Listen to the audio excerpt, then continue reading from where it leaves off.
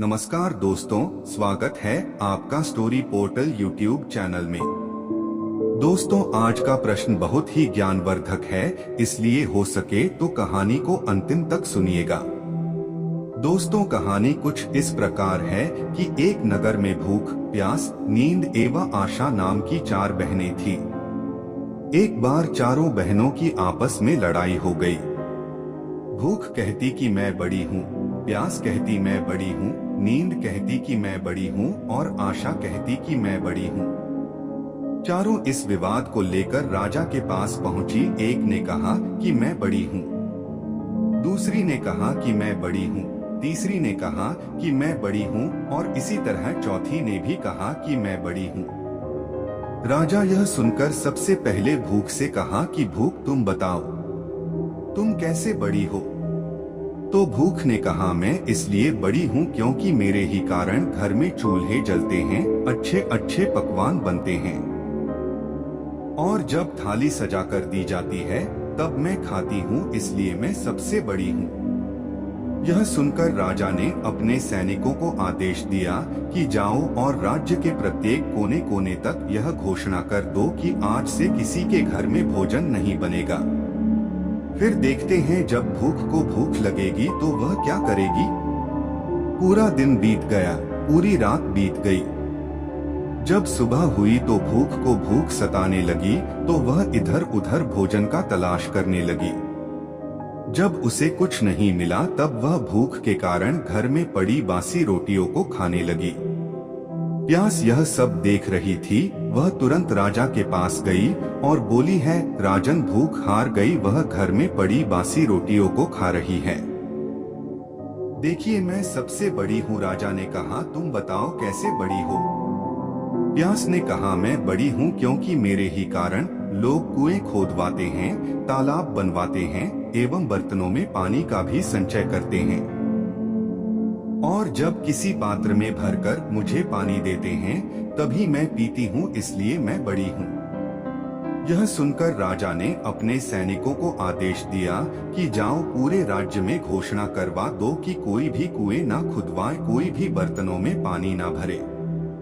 सभी तालाबों और कुओं में कड़ी पहरेदारी लगवा दो। देखते हैं जब प्यास को प्यास लगेगी तो वह क्या करेगी। पूरा दिन बीत गया, एक रात भी बीत गई। जब दूसरे दिन प्यास को प्यास सताने लगी तब वह इधर उधर भटकने लगी। उसे जब कहीं भी पीने का पानी नहीं मिला तो वह मजबूर होकर गड्ढे का पानी पीने लगी। नींद यह सब देख रही थी। उसने तुरंत राजा के पास जाकर कहा कि राजन, प्यास हार गई, वह गड्ढे का पानी पी रही है, इसलिए मैं सबसे बड़ी हूँ। राजा ने कहा, तुम कैसे बड़ी हो? तो नींद ने कहा, मैं इसलिए बड़ी हूँ क्योंकि मेरे ही कारण लोग पलंग बनवाते हैं, बिस्तर लगाते हैं। जब मुझे बिस्तर लगा कर देते हैं तब तो मैं सोती हूँ, नहीं तो मैं नहीं सोती हूँ। और तब राजा ने अपने सैनिकों से आदेश करवाया कि राज्य के कोने कोने में घोषणा कर दो कि कोई भी पलंग नहीं बिछाए और उसमें बिस्तर भी ना डलवाए। नींद को जब नींद आएगी तब देखते हैं वह क्या करेगी।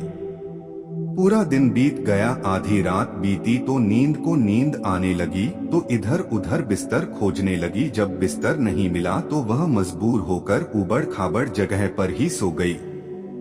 आशा यह सब देख रही थी।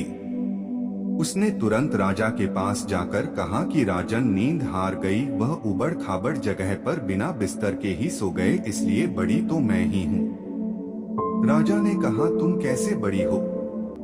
आशा ने कहा, मैं इसलिए बड़ी हूँ क्योंकि मेरे कारण ही लोग काम करते हैं, नौकरी धंधा मजदूरी करते हैं, परेशानियाँ उठाते हैं, लेकिन आशा के दीप को बुझने नहीं देते। राजा ने यह सुनकर अपने सैनिकों को आदेश किया कि पूरे राज्य में घोषणा कर दो कि कोई भी नौकरी ना करें, कोई मेहनत मजदूरी ना करें, कोई भी काम धंधा ना करें, कोई भी आशा के दीप कौन जलाए। आशा को जब आश जगेगी तो देखते हैं कहाँ जाएगी। पूरा दिन बीता, आधी रात बीत। जब आशा को आश जगी तो वह इधर उधर गई, लेकिन चारों तरफ सन्नाटा था। सिर्फ एक कुम्हार टिमटिमाते दीपक के प्रकाश में काम कर रहा था। वह वहां जाकर टिक गई।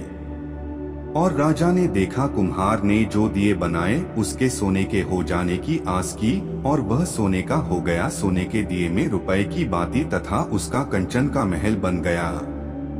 तो मित्रों, कामनाओं के दीप बुझे तो अच्छा, लेकिन आशा का दीपक कभी बुझने नहीं देना चाहिए। हालात कैसे भी हों, यही दीपक ऐसा है जो जीवन को प्रकाशित करने के लिए जूझने का हौसला देता है। फिर नींद, भूख, प्यास सब संगी हो जाते हैं। दोस्तों, जिस प्रकार कुम्हार की आशा पूरी हुई, उसी प्रकार आप लोगों की भी आशा पूरी हो। आप लोग भी आशा का दीपक प्रज्वलित कर कर्म को करते रहिए। दोस्तों, आशा करते हैं यह कहानी आपको अच्छी लगी होगी। इस वीडियो को एक लाइक करके चैनल को सब्सक्राइब कर लीजिए एवं कमेंट में लिख दीजिए हम सभी की आशा पूरी हो।